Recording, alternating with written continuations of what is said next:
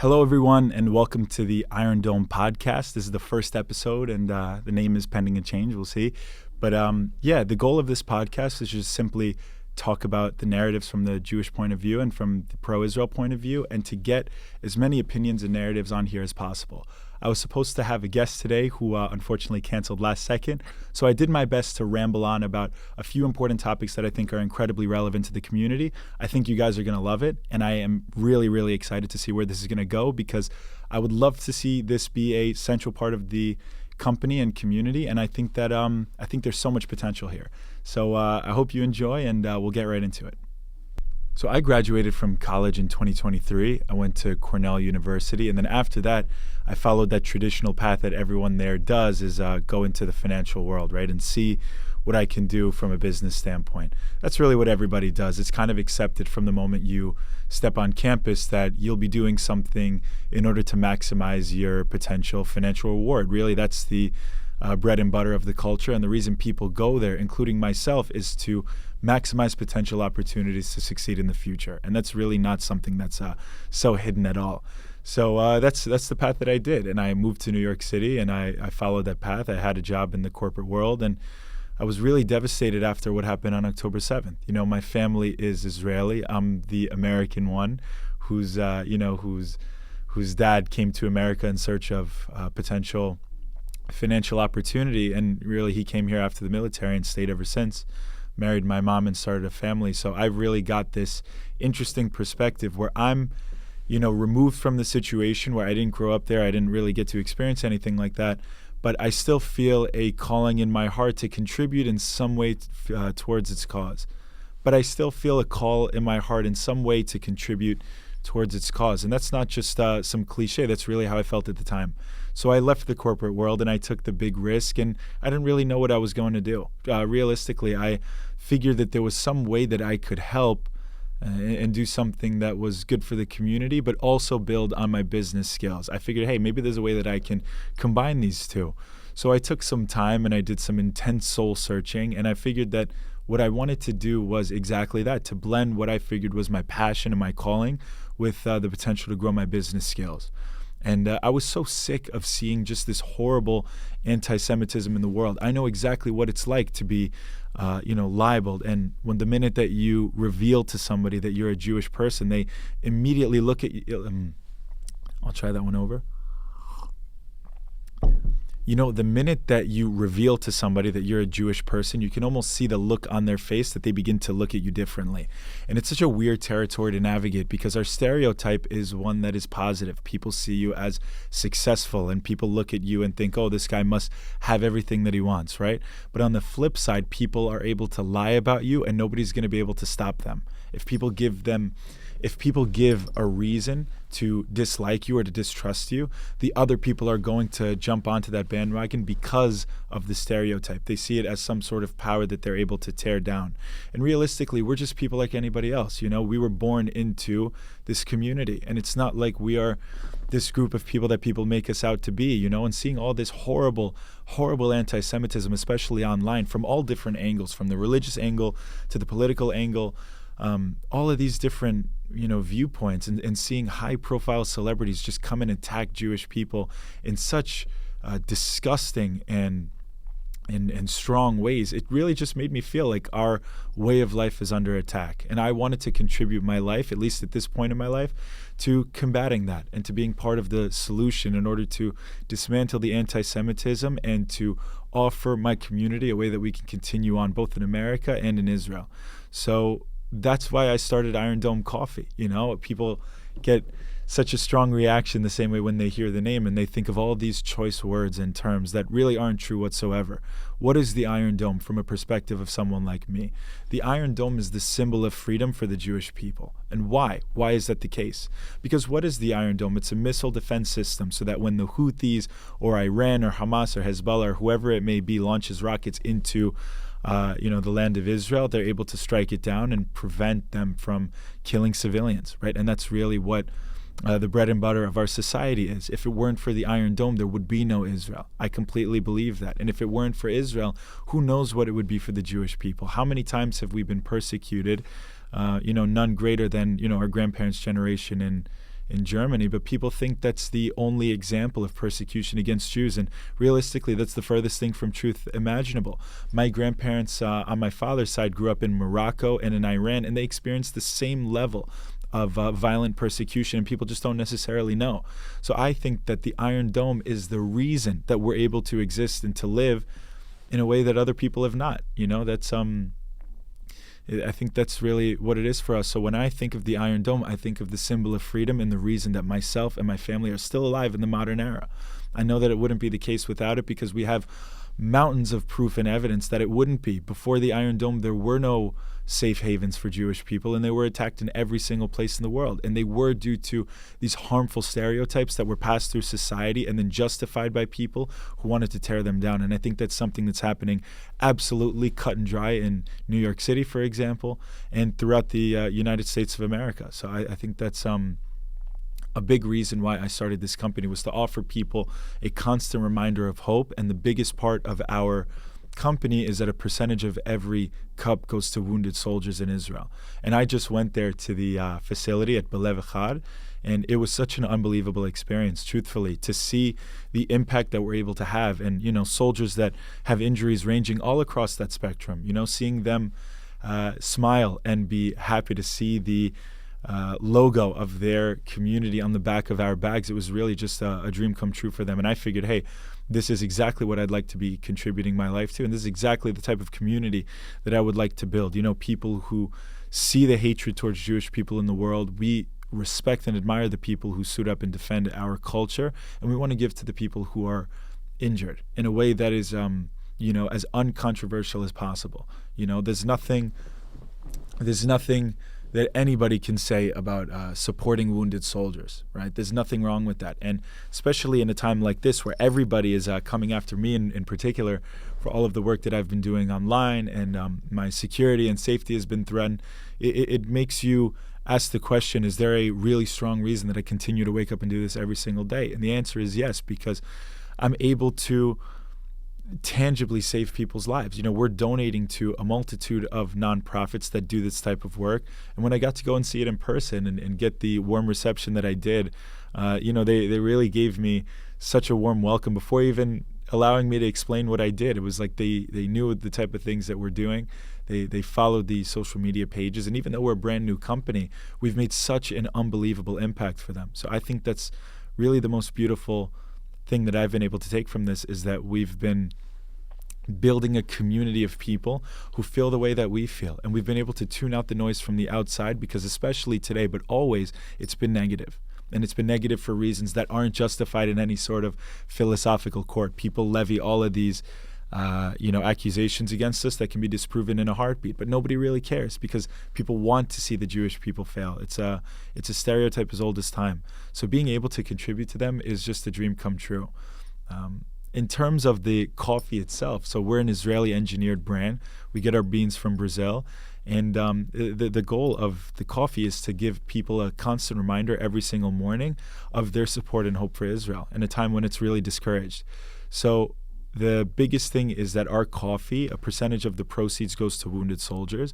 So when you drink this coffee, you know that it's for a good cause. And not only is it delicious Israeli engineered coffee, but it also goes to something that I know you care about. And we've been able to grow rapidly because of that. In only 2.5 months, we are one of the premier coffee with a cause brands. And that to me is just an unbelievable thing, and it's a dream come true. So yeah, it's a delicious, super convenient way to support Israel that you can do every single morning from your kitchen, from your workspace, from anywhere. You're able to support in such a convenient way. And the coffee is delicious. It's probably the easiest way that you can support of anything ever, because a portion of our proceeds goes to these organizations that are rehabilitating wounded soldiers and helping civilians in other impactful ways. So the reason that it's succeeded so far to this degree is because why wouldn't you do that? We've made it so easy for you. All you have to do is drink delicious coffee, and you're able to contribute to a cause that we know you care about. There was a need in the community for this, and we've been able to tie it into something that's undeniably delicious. And thank God the people have really taken a close, and thank God people have taken a close liking to this so far. And the sky's the limit for us. I can't wait to see where this where this goes. So I'm just going to blab, where do I hope that this company goes in 3 years? What is my goal for this company in 3 years from now? It's a question that I think about all the time, because even though we're brand new, I can't help but get ahead of myself and see, hey, if I continue to grow at the rate that I'm growing, what could this be? What would this do for the community? And the answers that I have tend to range by the day and by the minute and how I'm feeling. But I think there are a few key items that I'd like to get at, right? The first is that I would love for this to be a symbol of the culture in America, a symbol for support for Israel from America. Why? Because, well, we just saw what happened in Washington, D.C., where some politically charged gunmen shot down 2 Israeli ambassadors.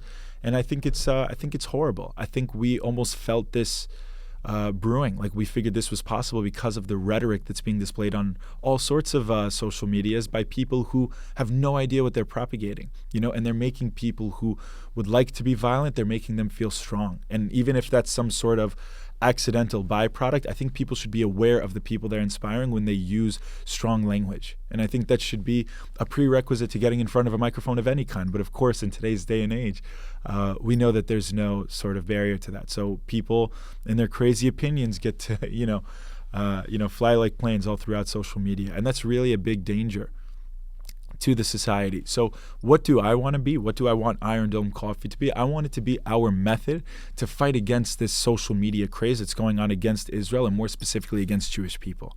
I think that the reason that people see all of these different narratives and lies flying throughout social media is because people who are not from the community have this hidden thought in the back of their minds that all of these stereotypes against certain groups of people might be true, especially when it comes to Jewish people. And one of those, one that everybody knows well, is that Jewish people have some sort of strong influence on the media.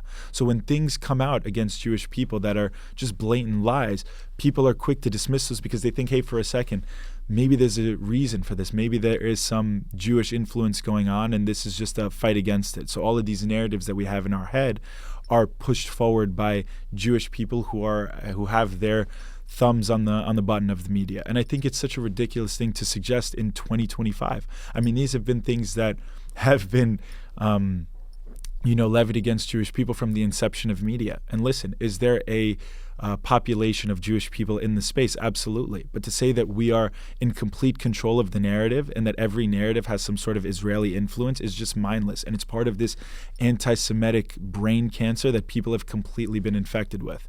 I think that if you were to take a closer look at what the media has been saying about Jewish people, especially from a religious lens, I mean, I see even here in New York City, people going up to a camera and, finding certain phrases from the Talmud, which is an old Jewish book about arguments of rabbis, finding things that are completely, one of the darker areas of the scriptures. And I think, is this really what we're doing? Are we going to go and pull up the nastiest phrases from each individual religion's scripture and use it against them? Well, why is it only happening against Jewish people in this day and age? It's like the war against Israel began, and people have used it as an excuse to let their inner anti-Semitism get to the foreground.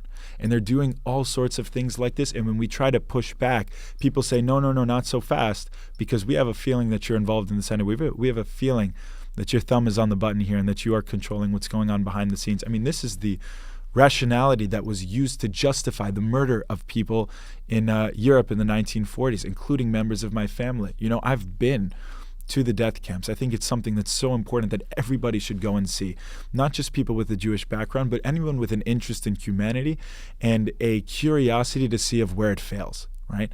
And I think that there's no better place to go than to Auschwitz and to Birkenau and to Treblinka, truthfully, because that's where you see humanity fail in a modern context. Human beings have been around for thousands and thousands of years, but this was less than 100 years ago. And we think that we're so far removed from this day and age where people rounded up Jews and kicked them out of their homes and put them on trains and sent them to death camps. Those people are still alive. Like, this is not some sort of ancient history lesson. This is a feeling that still exists today, and the only reason that it was thwarted in Germany is because they lost a war. But what if there wasn't any war going on? And what if people still felt that way? In a way, it almost feels like that. It feels like that's where things are headed today. And I completely cannot stand it. I felt it to the furthest extent of my soul. I went to Cornell University, and seeing the type of anti-Semitism on that campus was just completely disgusting.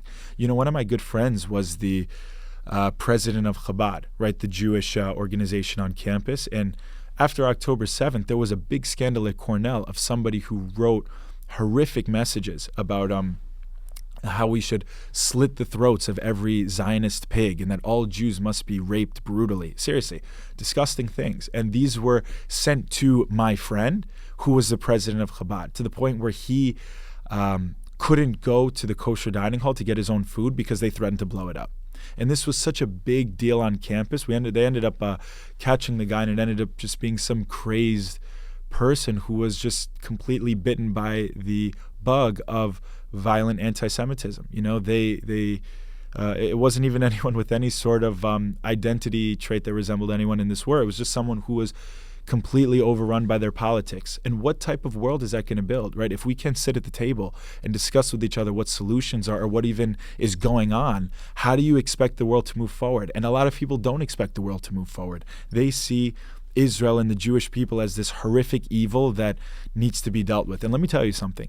Israel is not going to go anywhere. Israel has a nuclear policy. I mean, do you think they can lose a war? Let's be real here. That's not going to happen. But even further than that, what do you expect is going to happen with them? I mean, if you ask the two sides what they want, there's one side that simply wants to live in peace and continue to bring technological developments to the world and be unbothered. As someone with family there's nothing worse than having to deal with this constant threat of danger. And for a society that's even stereotyped to be hyper-rational, that's the last thing that they want. When I was there 2 weeks ago, I was in the shower and I had to run into a bomb shelter because the Houthis decided that today was the day, right? And there's no reason for this. People who are not even related to this conflict whatsoever, but see an opportunity to strike Israel, right? The Houthis are not even geographically close to the region, but they hate Israel and they hate Jewish people. This is not my words, they're their words. And we pretend that these people don't have a worldview that isn't completely drenched in violence, right? They just want to see the destruction of the Jewish state, not because of any political reasons, but because they've written down that they want to see all Jews of the world die, and they want to be involved in the process of that. So when Israel this morning takes out, they say, the last standing base of the Houthis, it should be celebrated as a massive win for humanity. This is a terrorist organization that has not only just completely ravaged Israel and its cities, but has taken down a number of American ships. I mean, this is an attack against what I believe to be freedom. So when you see the Houthis, an example like this, lumped into this greater intellectual war that the enemies of Israel are struggling for freedom, they don't even fit the picture. But people don't care to learn and people don't care to understand. They see them as just somebody who wants to help and be a part of this cause. And obviously that's not true. They're not related whatsoever, and they've been attacking Israel way before this conflict had happened. So what are we even talking about here? I think that if you go there, as I have almost 20 times now, I come and go all the time, right? And I think that when you go and you speak to the people and you see what they actually want, the goal is just to be unbothered. Like, we don't want to deal with this. And the argument from the other end is that they have felt that they've been wronged in a way that, maybe the land was stolen or all of these different things. And it's not my job or my role to engage in these political conversations, but the only thing that I would urge every single person to direct the conversation towards is, what do the people actually want? They're fighting a war. Why is it us in America from a podcast studio in New York City telling people what it is that they want, when that's clearly not what it is that they have mentioned for themselves? There's a countless number of organizations that have gone into the West Bank and have gone into Gaza and have gone into mainland Israel and have gone around asking people what they've wanted. And if you've spent hours upon hours upon hours researching it, as I have, and then you see people like Dave Smith just spewing nonsense on Joe Rogan against someone like Douglas Murray, who has dedicated their life towards learning this conflict, you're able to spot out immediately that this person, Dave Smith, has no idea what he's talking about. no idea what he's talking about, because he's speaking for that group of people as if he represents them, and the things that he's pushing for, like a two-state solution or a ceasefire, these are not the things that the people there actually want. They could end it today. This could be over by lunchtime. But there's a reason that they don't end it, and it's because the higher-ups of Hamas are benefiting from this, and they're profiting from this. And they have private jets, and they have beautiful lives. I mean, not beautiful lives, but they have luxurious lives. And this has been the case for, dozens and tens of years here, because they have been using this money that goes in from America and from the EU and from the United Nations that are intended to be for aid, and they just steal it. They just steal it. They have no regard for the lives of the civilians. They think that if they can paint the ugliest picture possible, that if we can paint this picture of thousands and thousands of civilians dying, tens of thousands. By the way, we found that they multiplied that number by 4 recently. No one cares. If we find that if we can paint this ugly picture and then sell it to the world, we'll be able to use pity to get them to come to our side. And unfortunately, that is the most effective tactic, especially in today's day and age, where if people think that someone is losing in a war, that it must be the fault of the aggressor, right? And Israel didn't ask for this war. It was October 7th where there was a de facto ceasefire. There was nothing going on before, and they came in and slaughtered so many people, including one person who miraculously defended 30 people. I was supposed to interview him today. But there are so many stories of heroism that just go unaccounted for and unchecked because no one cares. No one cares. And their strategy, their military strategy, is that if we can paint the ugliest picture possible, and they don't need to feel it because they're not even there, they're in Qatar, if we can paint the ugliest picture possible and sell it to the world, we'll be able to unite them against Israel and against the Jewish people. And it has worked like a charm. And I just can't stand it because they launched this war with that in mind. They launched this war without a sliver of a chance that they could ever win this war because, I mean, Israel has an air force. That alone guarantees a win of this war. Why did they launch this war? Because they figured, hey, our strategy is we're going to launch this war and we're going to make it as brutal as possible to warrant the highest level of response from Israel that we've ever received before. Because the amount of slaughter and violence we're going to do is going to be unaccounted for.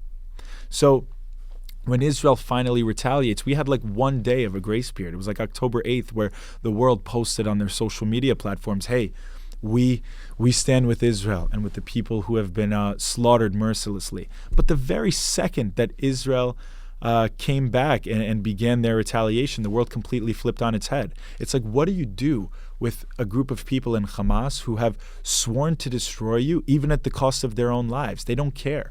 They've been accurately identified by a lot of people and a lot of people that I've come to respect as a death cult. This is a death cult. They see dying as a method by which they can further their cause, and that's not helpful for humanity in any way, shape, or form. The way that I believe you move forward as a people, and it's something that I've seen in Israel and my family in from all sorts of different backgrounds. What is the way that you move forward as a group of people? You put together the smartest people in the culture and you get them to build a case for yourself. It's through statesmanship. It's through politics. And if people don't want to use that route, then you end up in violence. And I don't think violence to further your political means in any case is necessary. You see guys like Luigi get heralded as heroes in the city, and it's just like completely unwarranted. Like, what are we really rooting for? That somebody who represents something bad, we go and shoot them? That's not the way that you deal with it. The way that you deal with it is to read, to learn, to become stately. If you want to be a decision maker, then do anything you can to be the button pusher. Dedicate your life towards political leadership, or dedicate yourself towards any way activism that you're able to actually impact the decision. Don't feel like, oh, if I just do something horribly violent, then I'm going to be in the right, because what if it's done back against you? What are you going to do then? I think it's just such a low-level way of dealing with the world, and to see people celebrate and to even justify the perspective of someone who goes and kills another person for their beliefs, it's just disgusting. And I think the same thing happened in D.C., where somebody went to the Jewish Museum with the intention of killing Jewish people. By the way, he failed. The person he killed was a Christian. But even then, to go to the Jewish Museum to strike down Zionists who have been completely libeled. That word is so dirty, when all that it means is just the Jewish people have experienced an intense degree of persecution through history, and we feel like if we didn't have this place, we wouldn't last as a people. And there's so much evidence that goes to prove that. We see a guy who is completely indoctrinated by political nonsense, and instead of wanting to work towards a solution, he wants to work towards violence. That is not the solution for anyone. And if you ask someone like me, hey Justin, what do you want from the world at large? Well, you know what? I don't want to exist in a state where war is the solution of anybody on either side. That should be obvious, right? Of course, we don't want to live in a world of war. What are we even talking about here, right? However, and this is the big kicker, it's that if you live next to a group of people who have sworn their entire sense of being towards eliminating you violently through war, what are you going to do with that? Like, what's the answer for that? You know, and that's really what that's where every podcast conversation seems to hit a dead end. You know, they're like, well, what's the solution? What's the solution? It's like, well, that's for them to decide. Oh, well, if they're such a brilliant military, that will be up for them to decide. And it's like, well, no. Like, these are the exact questions that the people in the highest office in the military have to deal with. And you think that they're so far removed, they're such a high-end military that they should be able to deal with everything on their own. It's like, what a ridiculous deflection. These are people sitting in chairs at tables just like you and me, having discussions about what they should do. And even though the Israeli government certainly tends to be much more conservative than it has in years past, I think there's a way to reconcile with that fact without rooting for the side that wants to destroy them. You know, I think Israel is the beacon of hope and democracy. 20% of Israel is Arab. They have Arabs in the Supreme Court. It is a country that is representative of freedom. And before October 7th, they had people from Gaza coming into Israel doing work. You know, they had work visas and they were able to go. And what do you do when you learn that those people used their privilege to go into Israel to map out the area to give to the terrorists so that they can go and terrorize everyone on October 7th? It's like, what do you do? What do you do with that? You know, it would be a whole different story if the people there had any interest in a two-state solution, in a civil solution. It's just, what do you do when they are completely hell-bent on not only killing some Jews, but all of them, and not only taking some of the land, but all of it? It's like, what do you do if that's the desire of the people? And what do you do in a podcast when people are coming at you and saying, like to a Dave Smith, for example, what do you think they want? And the things that he begins to say, like a two-state solution or a statehood in Gaza or in the West Bank, that's not what these people have wanted. That's not what they have said very, very clearly over and over and over again that they've wanted. They want all of it. And that's the phrasing that they use. They say from the river to the sea. That's everything, by the way. You know, and the phrase in Hebrew is not from the river to the sea. It's that the land will be Arabic, right? Meaning that there will be no more Jews left there. I don't understand how the world expects you to have so much patience and all of this for a group of people who have committed their entire society towards killing you. And I think that there needs to be a massive culture shift in what they do in Gaza. You know, you cannot have a war that ends in 2014 and the next 9 years are used gearing up towards the next one. That's not an acceptable neighbor. That's not an acceptable way to view society. So now to get to the actual crux of this, so people would be like, oh, so what? So you think you should kill them all? Of course not. That's just such a stupid deflection and such a ridiculous way to once again antagonize Israelis. That's not what we want. We want a civil neighbor. Right? And if you can see what's been going on there in the last couple months, and especially yesterday was probably the biggest turning point in this war, was that the people en masse began to protest against Hamas. And they say, if this is the life that we're going to have under this group of people, we don't want it. And everybody knows now, at least in Israel and in Gaza, that the war ends if Gaza lets go of their political leadership, surrender, and let go of the hostages. I mean, I'm from the same town as Idan Alexander, and he was released 2 weeks ago when I was in Israel. There was nothing more that the people of Israel and the Jewish people worldwide want than to free the people who they've kept in dungeons, and they don't treat them right, and they beat them, and they starve them. We want them back. That is the goal here. But there's also a rational side of the government that says if we don't get this enemy out once and for all in Hamas, we know it's going to happen again because we've had 60 years of evidence. And it's just like, who am I to say that that's not the right thing to do? I think that in a perfect world, we get all of our hostages back and then Hamas gets rooted out. And seeing the people of Gaza in hundreds and hundreds and hundreds of numbers showing up and waving American flags when the aid trucks come in, saying, hey, this is what we want. We are protesting against Hamas. That is the biggest symbol of hope ever, because these people who are representing their cause in America and on college campuses are supporting the wishes of Hamas. This is not the correct philosophical path to go down. What is the best situation for both people on both sides, in Israel and in Gaza? It's for Hamas to be gone. And that's really the perspective that we come from. And I think that's what the people of Gaza are starting to see, because nobody wants to live like that. Like Hamas uses these people as political pawns and as human shields, and enough is enough. The people have seen that. It's like Israel has decided that they're going to stop at nothing to get rid of Hamas. And in doing so, Hamas is saying, well, we are willing to put our people through hell because they're not going to go against us. Well, so yesterday was the day where they said, you know what, enough is enough. And enough has been enough since October 8th. I mean, I can't believe that this is even where we are, but this is where we are. And I think that my greatest hope for the Jewish people and for Israel at large is for Hamas to surrender. And it does seem like we're going to get there. It does seem like we're going to get to some sort of amicable political solution. And I think that would be what's best for the world, and not these people trying to, quote unquote, spread the intifada on college campuses. The intifada is a revolution, and in history it's been a violent revolution. I mean, what are we talking about here? Is what's right for the world a violent revolution? Well, I think that anybody with a brain could tell you, of course it's not. You need to come to the table and sit at the table and have discussions. I mean, I thought we got there as a society, right? Where you have conversations with people you disagree with, and you come to an agreement that, hey, we might not agree on the nitty-gritty of our political beliefs, but maybe there's a way that we can come to a solution that doesn't include people dying in war. That's it. It's so unbelievably obvious, yet people want to pick sides, and people want to have something to fight against. And I think that's exactly what sets the world back. It's not what pushes us forward. So that's my opinion on that topic. And we'll move on to something else now.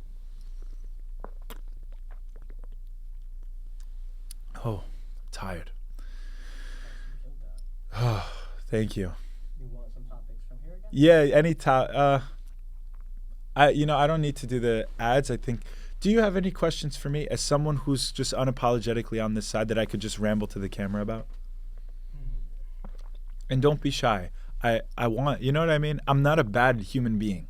And I think people think of Israel and is bad, and I want to be someone who at least is able to discuss against it. You want me to just hit you with it? Anything, really. There's no yeah. I got one for you. Mm-hmm. All right, so I'll say it over here. Give it a sec, just so like my voice isn't Sure. like yours. So like, and probably it'd be best to repeat. Yeah, I was thinking that. Yeah. So let's say you have someone who's kind of generally familiar, right? Young college student, and they go, okay, here's what all the young people believe, here's what everyone's telling me, but I want to figure out more for myself. Where do you start? Like, if you want to find information, like, to just see the other side, because as a younger person, I feel like a lot of it is very, like, pro-Palestine, right? Like, Yeah, for I sure. want to learn, like, more, like you said, like, information that's, like, credible enough to, like, be, like, oh, like, not just what the noise is, right? Where can I start? Absolutely. So the question here is, if you wanted to learn more about the topic and about the conflict at large, where would you go to look? Because much of what you see online is heavily in favor of the Palestinian narrative, right? So if I go and learn, it almost seems like I would be impacted by that narrative more so than the other one. And that's a very fair point. And I think it's a great question. So how would I answer that? The first thing is that it's I think it's so important, and we've heard this forever, but for some reason nobody does this, to not trust everything that you see online instinctively and immediately, right? If you were born in, 1940s Germany, or if you were of, an intelligent age at that point, and you wanted to learn more about what was called the Jewish issue in Europe in the 1940s, and you would have went to the media to learn about that, you would have seen such disgusting narratives and political caricatures and what people would have seen at that time as proof and evidence that Jewish people were completely ruining society. And if you didn't know how to get through the weeds of that, you would have been complicit in the Holocaust. You would have been at least on the side of the people who figured, hey, maybe there's something right about what's going on, right? And that was the majority of people at that time. It wasn't like people there were like, oh, this is terrible and what's happening is happening. They were under the brain cancer of anti-Semitism. And I think that's 100% what's going on today, because people are using the social media landscape to push narratives that are just not anti-Israel, but anti-Jew. And you see it, if you are an Instagram user, if you're a TikTok user, like this is something that you will come into contact with even by accident.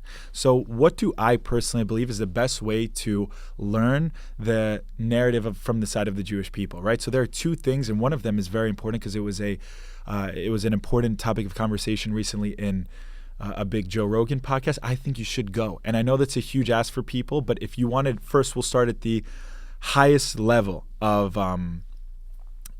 ways that you can learn. I think you should just go.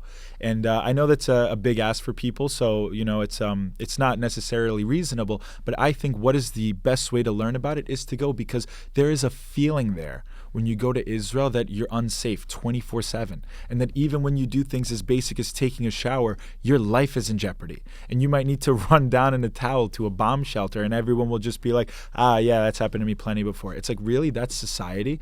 And you'll see that it isn't a group of bloodlusting Jews. It's just people who want to move forward with their lives. These are just regular people who share many of the same values that we do in America, of freedom and democracy, in a region where that's completely neglected.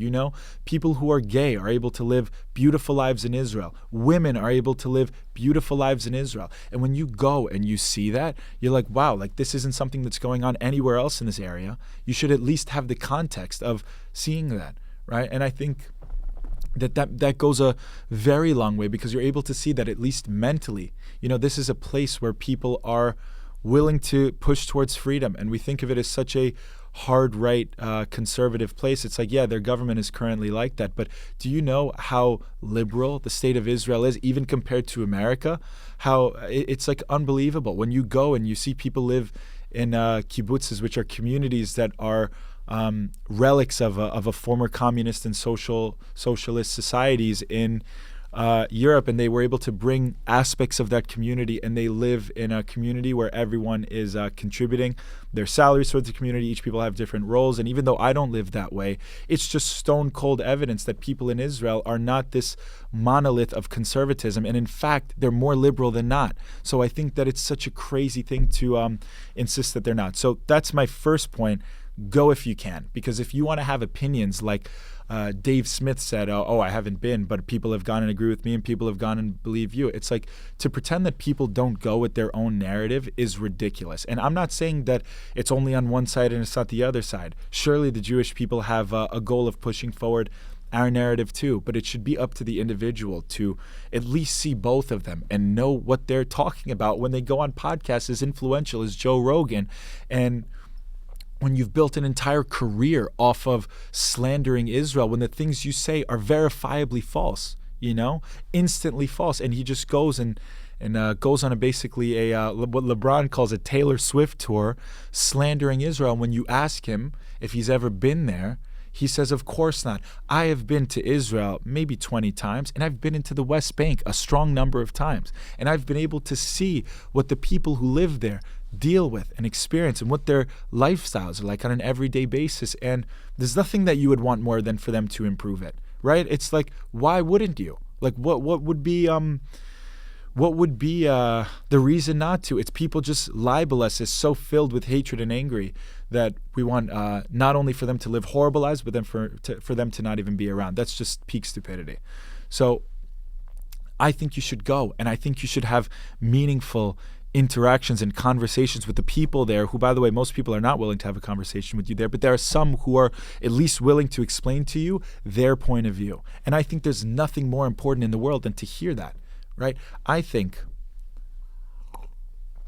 that the best way that a person can educate themselves, and it's a shame because I've known people closely who have only gone and learned their side without learning our side. And it's like, well, what do you want when you have an opinion that's in favor of that side? It's like, you didn't even give us a chance to explain ourselves. I think that's the way to move forward as a society. You give people the opportunity to unequivocally explain themselves. Why do you feel the way that you feel? And what goal are you aiming towards? If you asked a 1940s Nazi, or if you asked a Hamas militant, why do you feel the way they feel, it's almost irrelevant, because with the goal that they're pushing towards is incredibly strong violence on the greatest scale possible. And that's not something that I think is even worth listening to.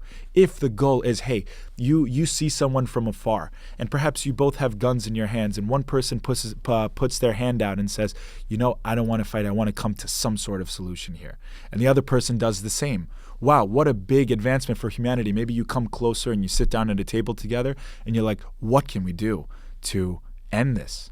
And that's how every war has ended, hasn't it? Right? Unless it's been a takeover, every war that's ended in an amicable solution has that sort of tempo to it. So I think that that's the answer for somebody who's sworn their lives. And by the way, it's so many of them have sworn their lives to just killing Jews and killing Israelis. What's the point in hearing them out? We know that their goal, bar none, is to kill as many people as they can find. Listen to the people in the society who, like I said, are approaching it in a stately and political way and saying, this is the reason that I feel the way that I feel. I don't want to live in this hellhole anymore. And the way that I think we can do that is by offering X and getting Y in return, a deal, a trade of any sort. That's how society moves forward, with compromise. So I think that that's the first level of, I keep circling back here, but the first thing, if you want to learn about the subject, go if you can. If you're so unbelievably torn about how to feel, it's like you need to go. And it's not the type of thing where people agree with you and people agree with me. It's like, no, go and make a decision for yourself about what's happening on the ground, and these are things that you're able to do. So if you really care so much about it, like, you might as well go, because the feeling of constant danger is what is driving this entire conflict. It's not a chess game, and it's not a philosophical war here. It's very physical and it's very real. Now, the second thing that I would say to people is that if you were to learn about the topic, you could get completely sucked in by the political games that are being played by every media source and by all of these influencers online. And yeah, it's no surprise that the Jewish narrative is in the dark and in the strong minority, because this is the case. If you have even a basic understanding of Jewish history, this is how it's always been forever, right? The Jewish narrative gets shunned, and when we try to explain ourselves, people say no because. And whatever the reason is, it is. I mean, no, because Jews control the media. No, because Jews are powerful and you guys aren't victims. No, because X, Y, and Z. It's drawn out and pointless at this point. To me, I think that you start with the goal. What is your goal, right? What is your goal? We want to live in peace, and we want to have a functional society. Okay, great. Welcome to the table. And you sit down and you talk about it. And I think that number two, the way to learn about the topic is to listen to every single perspective that you possibly can. Because I have, certainly. I'm someone who's completely obsessed with this topic to the point where I left my job to pursue this, right? Like, I'm overrun by this topic, maybe more than anybody I know, just in all honesty. I'm only 23 years old, and I want to be the next generation of people who are invited to the table to defend Israel and to defend the Jewish people in a way that's rational and coherent and makes sense, because I've listened to every perspective out there, and I could do it from the other perspective if I had to if I had to debate against myself in a different perspective here. Like, I know the other side's perspective, and I know my side's perspective, and unfortunately, I think that when you watch these debates unfold, if you ask yourself in your head, like, what is their goal? A lot of the time, and I would say the vast majority of the time, maybe 80% of the time, people aren't interested in pursuing some sort of solution. They just want to encourage their fan bases and possibly grow on social media. And you know what? Like, this is the way to do it. Credit to you, by all means. But it's not helpful for society. If I were tasked with the objective, hey, sit at the table and see if you can come up with some sort of solution for your people and for their people and for all of humanity, right? That would be an incredible task. And sometimes in some sort of discussions, you see that being that path being undertaken. It's like, well, what if we were to come to a solution here? What would that look like? And what gets me so enthused about this topic is that whenever you see people looking to talk to a solution, sometimes even of that subsection of 20% where they're going towards a solution, I would think the vast majority of the time, the narrative from the Palestinian point of view is we feel like we've been wronged because our land has been stolen from us, and we don't want some of it back in the form of a two-state solution. We want all of it back. And the way that Israel treats us on our path towards reclaiming our land has been disgusting. That's what they would say. And I would say that's not the path of someone who's approaching peace. We want all of it back, right? That's the mentality of someone who's angry about what happened to them, right? And I think that in any conflict ever, even as small of a conflict as two kindergartners upset over what happened in the sandbox, right? You would come to a place where the teacher comes by and say, like, listen, everybody, what happened has happened, and we need to come to a place where you guys aren't fighting each other anymore for the benefit of the rest of the class, right? And in this case, it's the benefit of the rest of humanity, right? So it's like you could even go to the lowest level of conflict and see how it's solved and see that that's not being applied to these conversations. And I think that's where our narrative seems to triumph, right? I'm somebody who is committed mostly to philosophical truth, right? If I figured that even if I was on the side of the Nazis in 1940, I would like to trust my intellect enough to the point where I'd be able to root it out and separate myself from that situation. And you might say, oh, well, that's cheap, right? Well, I really do believe that because I analyze things in the most objective way possible. And I do believe that after that sort of objective analysis, you're able to see that Israel didn't want this war. And Israel isn't some sort of colonialist entity with the goal of expanding throughout the Middle East. It's like ridiculous that we're even alive. And Israel knows that. And Israel appreciates that. And we're not fighting for our expansion. We're fighting for our survival. From how many different fronts? 5 or 6 different fronts now. I mean, all backed by Iran, whose stated goal is to destroy Israel and whose goal, if they got a nuke, is to use it against Israel. I mean, that's clearly what's going on here, right? Everybody knows that Iran is the hand at play here. So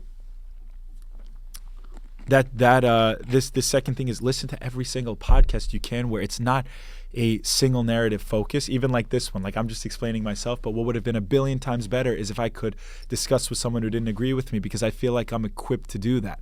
And I think that as long as you are coming from a place where the goal is to achieve some sort of long-lasting peace or solution, that's what you debate on. And that's something that already wins the debate against someone whose goal is to kill all of you. Like, that's just what happens, you know?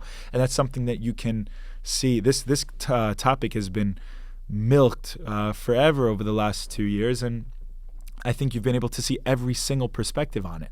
So I think it's don't listen to the short TikToks or the clipped up audios of people who slam the Zion. Like, this is just stupid. Find the greatest voices who have defended our cause, separate them from the rest of their politics. Like, for example, Charlie Kirk, Douglas Murray, and Jordan Peterson, 3 of the best debaters for Israel possible. I mean, if you just look, or if you're able to look past the political disagreements that you or I certainly have with them in other areas, and you evaluate them based on the points they're making, and then you see them being embraced by people who you do agree with, you're able to say, okay, wow, this isn't just some conservative point here. This is something that people who support Israel feel. And now there's an entire rise of conservatives who also hate Israel and are pushing anti-Semitic narratives, like Candace Owens. She's the worst, by the way. I completely can't stand her.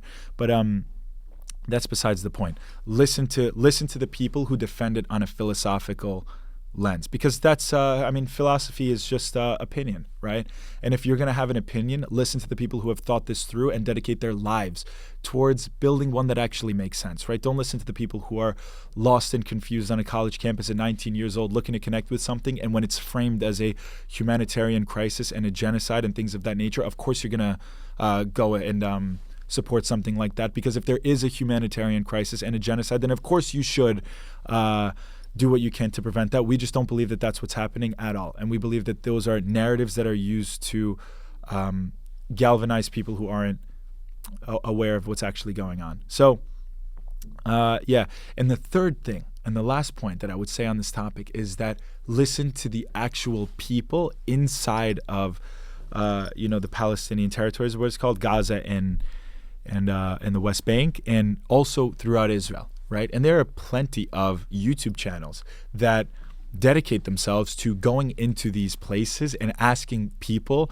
whatever question rises the highest on the leaderboard on YouTube. And it's just fascinating. The people decide the question, and someone is just the medium to go into both of these places and ask the same question and see how they respond. And it's not this hand-picked propaganda or whatever. These are just impartial parties whose goal is to spread the opinions of the people who live there. And nothing to me is more important than that, actually. I'm going to move that from number 3 to number 1. That's actually, I'm going to do a little shift there, because that is the most important thing. What do the people actually want? So that when you see American politicians and American podcasters coming on and explaining what they believe to be the case and what they believe to be the goal in this conflict, it's like, well, you're just not even close to being rooted in reality, because that's not what the people want. How do you figure out what the people want? There are plenty of channels on YouTube. One of them that I like is called The Ask Project by Corey Gill Schuster. Shout out to him. He's really unbelievable. And he's just one, and I know he's like Jewish, so people feel a certain way, but find one that isn't. And there's so many of them. Go and see someone who stands with a microphone and asks the same question to a whole bunch of different people. Now, some of these answers, by the way, are completely disgusting on both sides, but do you have the intellectual capacity to sift through them and to understand, okay, this guy might be one person in a group of people who might feel like this way, and this person might be religious, so he comes to the table with a religious point of view, and this person is secular. And okay, well, how many people are religious and secular? Well, let me look that up. And then these are healthy paths that you can go towards, because you should lead yourself towards learning fact-based reality. Like, learn the facts and base your opinions off of the facts. Don't base your opinions off of the opinions, because the opinions are swayed by people with agendas, as is all of politics. This is just something that this entire hour-long conversation isn't just something that I think is applied to the Israel-Palestine conflict. I think this should be applied to everything that you do ever. Like, if you want to actually know something, what are the indisputable facts? And by the way, the Israel-Palestine conflict debaters can't even agree on what the facts are, because Hamas gives numbers of what the death toll is, and then it gets figured out months later that they lied. And then they say, oh, well, you're bombing hospitals, and then they say, well, there are terrorists underneath the hospitals. And like, these are all just paths that people go down, and nobody can agree on what is fact versus what is fiction. And that's the reason that you have a war, because people with ideologies disagree, right? People with unique ideologies disagree. That's the reason that any war happens. And when you can't even agree on what's happening, you sure as hell cannot agree on what a solution is. So that's a reason why this war is happening. Now, I think if you were tying it back, if you were to look for what is a proper solution, look at the stated opinions of the people, and look at the stated opinions of the government, right? Hamas, everyone brings up their charter, right? I know that's kind of their charter is to eliminate all the Jews. Yeah. Look at the people who are currently in charge, and when they go on podcasts, listen to what they say, because people are like, oh, that's a charter from 1972 or 1973, and that's old news, and they're not like that anymore, and now they just want to, fine. So listen to the people who go on podcasts and say, yeah, October 7th was great, and we'll do it again, and we'll do it again, and we'll do it again. Okay, like, that's the stated position of the government. Okay, we're going to have to deal with that, right? Now, what about the people? Go on YouTube, listen to the opinions of the people, see what they actually want, so that when you see a phony like a Dave Smith or a Candace Owens trying to figure out what the solution to the Israel-Palestine conflict is, you'll know that it's just rooted in total nonsense, because she has no idea. She hasn't done the research, right? Candace Owens, something that I completely despise about her openly and admittedly, is that she weaponizes people who are not in the know. She weaponizes the stupidity of people. And I think that's the most harmful thing ever. And she does it under the guise of a conspiracy theory, like, hey guys, I think I know what's going on. And the people who that appeals to most are just complete idiots who feel like, hey, I don't exactly know what's going on here, but someone is telling me what I think is actually happening. And she just completely latches onto any conspiracy theory, even as wild as Macron's wife is a man. Like, what are we talking? Like, and she galvanizes her audience in that way. And I think what's so harmful is that when it comes to the Israel-Palestine conflict, she comes to it from a point of, I read the Israeli news, and it's called Haaretz, which she calls Haaretz, by the way, over and over. It's like I would love to point out how you don't even know the name of the newspaper. And what's so fascinating is that a hard right conservative in America reads the newspaper of the strong liberals in Israel. It's like she would be saying, like, oh yeah, I read CNN. I read CNN's journal religiously only when it fits my narrative. But people don't know that, and people don't see that. And that's a perfect, crystal clear example of how people get brainwashed into hating Israel and then eventually into hating Jewish people. I think that's the most dangerous thing. And I think she won Anti-Semite of the Year for that exact reason, because she just articulates total nonsense in a way that people connect with, in a way that makes people feel powerful. And I think that's the most dangerous thing you could ever do, is to make people who are otherwise completely unintelligent, making them feel smart. And I think there's no one better to do that than someone who pretends to not be among them, someone who pretends to not be stupid. And I think that's Candace Owens in a nutshell. I can't stand her, and I think she's done more harm to the Jewish people than maybe any other political commentator in our generation. So yeah, anyone who defends Kanye West after the outburst is someone that I can't hang out with. So that's my take, and I think that's wrapping up on time, right? So I'll do a quick. I'm exhausted from that, but what I will say is that at Iron Dome Coffee, this coffee company is just the symbol of everything that I've been talking about. We are against all of this hatred and nonsense of the world, where people have opinions about us that are not rooted in reality. And I would love to see a day, not where Israel grows and expands like they're accusing us of. This is just such stupidity. I want to see a world where we're left alone, where people aren't trying to kill us every couple of years. I would love to see a day and to live in a world where Israel is, at least, at the very least, unbothered. That's all we want. We just want to live a peaceful existence next to people who aren't dedicating their entire society towards killing us. And that's 100% what's happening. So the goal of Iron Dome Coffee is to give you a subtle reminder of your support every single day. A portion of our proceeds goes to wounded soldiers in Israel. I'm very happy to be here and to at least be able to speak my mind freely and openly. And the goal is to get people to drink Iron Dome Coffee. So thank you very much, and until next time. Thank you guys for watching the first episode of the Iron Dome podcast. I think we did a great job here today talking about incredibly relevant topics in the community. And I hope that, if anything, you guys are leaving with questions and leaving with thoughts. And that's really the goal, to inspire your brain to start, shifting gears and getting to a level where you're in the mind of this thing, and where you're thinking in a way that the leaders are thinking, because that's really what my goal is. And I'd love to bring this to the community. And I think that there's only up to go from here. I think there's a lot of potential, and I hope you guys enjoyed. If the reception is strong enough, we'll do this as often as you guys seem to want it. So thank you very much, and drink Iron Dome.